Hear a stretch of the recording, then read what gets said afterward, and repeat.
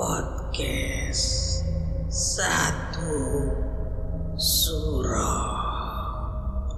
bersama Dua Mistik.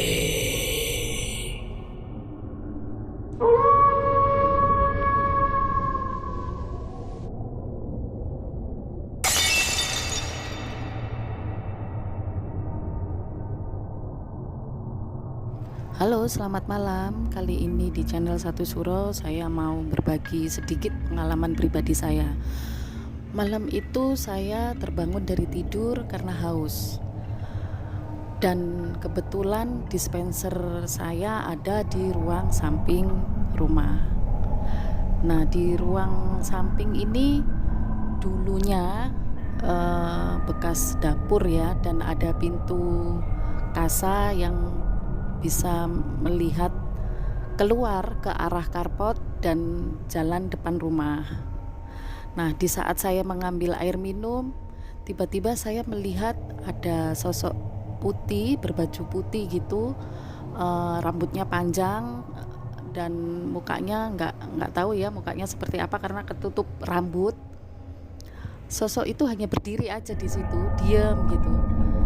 Saya lihat antara sadar dan nggak sadar karena ngantuk ya, tapi kok tiba-tiba keluar suara ketawa kayak hihi gitu, dan suaranya tuh kenceng banget, mekak di telinga.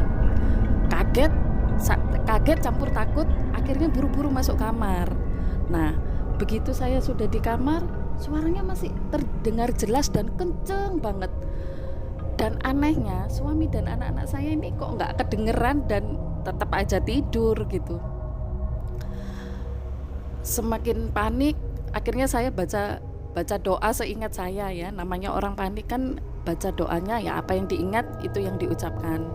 Alhamdulillah lama-lama suaranya hilang, suara menghilang. Tapi saya sudah nggak bisa tidur lagi sampai pagi karena takut, mau tidur itu takut.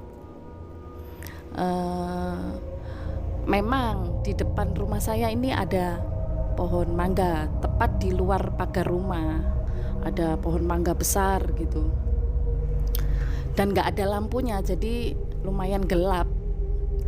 Tiap tamu atau teman yang datang ke rumah tuh selalu bilang, rumahmu ini kok malam koyok ngeri gini sih, gelap, gak ada lampunya yang di depan. Kalau kata orang Jawa katanya singup. Dan ada salah satu teman juga bilang, iki lo pohonmu kok kayak ada orangnya seperti apa, saya juga nggak paham. Nah, akhirnya suami saya ada niatan untuk nebang itu pohon. Akhirnya cari orang untuk nebang pohon, dapat. Orang yang pertama nggak tahu alasannya kenapa nggak mau bilang. Akhirnya kita cari orang lagi, akhirnya nemu ada satu orang mau untuk nebang pohon itu. Tapi ternyata nggak bisa sehari nebang, itu butuh waktu sampai 3 hari. Nggak tahu kenapa kok bisa selama itu gitu. Akhirnya pohon sudah ditebang, sudah bersih, rumahnya juga nggak tahu, juga dibaca doa-doa gitu sama yang nebang pohon, saya juga nggak seberapa paham. Dan alhamdulillah sudah nggak pernah ada gangguan lagi ya. Mungkin dari pohon di depan rumah itu juga bisa mungkin. Oke, itu sedikit cerita pengalaman pribadi saya, semoga berkenan buat kalian. Terima kasih, selamat malam. Assalamualaikum warahmatullahi wabarakatuh. Sahabat Sansuroi, jangan lupa kirim pengalaman cerita mistik kalian ke